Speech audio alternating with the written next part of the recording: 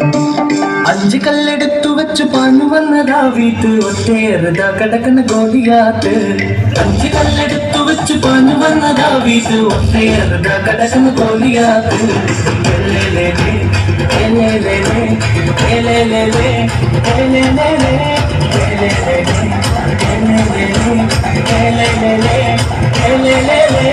അഞ്ച് കല്ലെടുത്തു വെച്ച് പാഞ്ഞു വന്നതാ വീട്ട് ഒറ്റേറുതാ കടക്കണ ഗോലിയാത്ത്. അഞ്ച് കല്ലെടുത്തു വെച്ച് പാഞ്ഞു വന്നതാ വീട്ട് ഒറ്റേറുതാ കടക്കണ ഗോലിയാത്ത്.